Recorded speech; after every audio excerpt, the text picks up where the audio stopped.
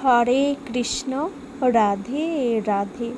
মৌমিতা পরিবারে তোমাদেরকে জানাই অনেক অনেক শুভেচ্ছা ও অভিনন্দন।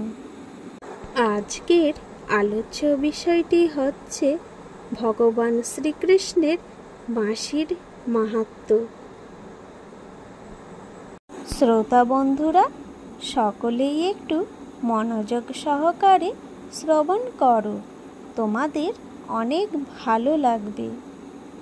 কথিত আছে, কৃষ্ণের মুখে সর্বদা বাঁশিকে তাকিয়ে থাকতে থাকতে গোপীরা বাঁশির উপরে ভীষণভাবে রুষ্ট হন, কারণ ও বাঁশির জন্যই তো কৃষ্ণ তাদের দিকে মন দেয় না। সেই জন্য সকলে মিলে একদিন মনস্থির করলেন, এই বাঁশিটিকে কোনোভাবে চুরি করতে হবে এবং বাঁশিটিকে ভেঙে ফেলতে হবে, যাতে কৃষ্ণ আর কোনোদিনই বাঁশিটি ব্যবহার না করতে পারেন। কিন্তু চুরি করবেন কিভাবে? কৃষ্ণ যে সবসময় তার বাঁশিটিকে সবসময় কাছে রাখেন। শ্রীকৃষ্ণ গোপীদের মনের ইচ্ছা বুঝতে পেরে বাঁশিটিকে নিজের থেকে দূরে রেখে অন্যদিকে মনোনিবেশ করলেন। তারা ভাবল, কৃষ্ণ বুঝি অসতর্ক, তার বাঁশির দিকে কোনো ধ্যানই নেই।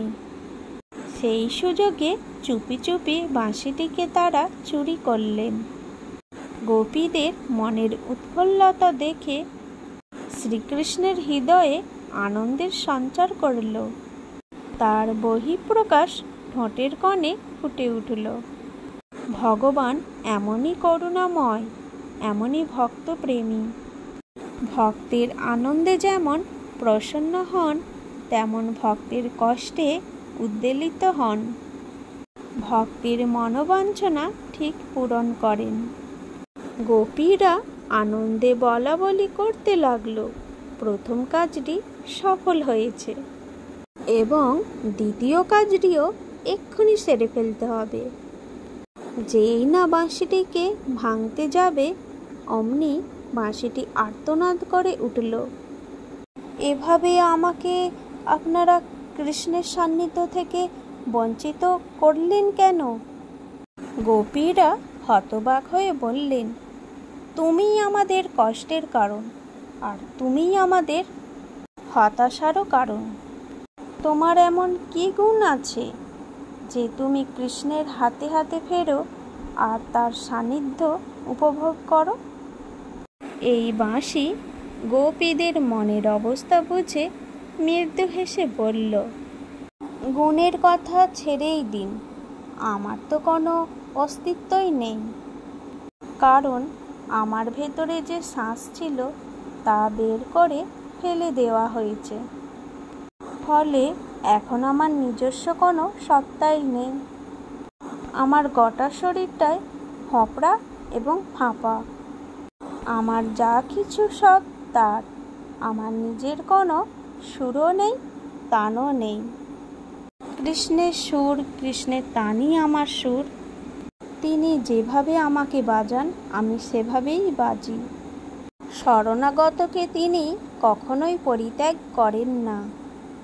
আমার সর্বস্ব তাকে অর্পণ করে আমি তার আশ্রয় নিয়েছি, তাই তিনি আমাকে তার অধরে রাখেন। গোপীরা বুঝলেন বাঁশির মাহাত্ম্য। যখন কেউ নিজের সর্বস্ব বাঁশির মতো ভগবান শ্রীকৃষ্ণকে অর্পণ করেন এবং নিজেকে সম্পূর্ণরূপে অহংশূন্য করতে পারে, তিনি কৃষ্ণের হাতের বাঁশির মতো ভগবানের সান্নিধ্য পাবার যোগ্য হয়। বাঁশির ভেতরের সার পদার্থ যখন বের করে ফেলে দেওয়া হয়, তখন তার ভেতরে অসহ্য যন্ত্রণা হয়।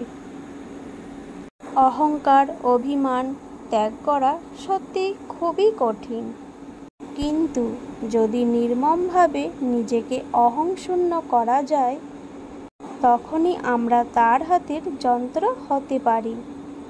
অর্থাৎ শুদ্ধ ভক্তির পথে এক ধাপ এগিয়ে ভগবানের কৃপা লাভ করতে পারি। তিনি অবশ্যই কৃপা করে তার বাঁশির মতো আমাদেরকেও অধরে স্থান দেবেন।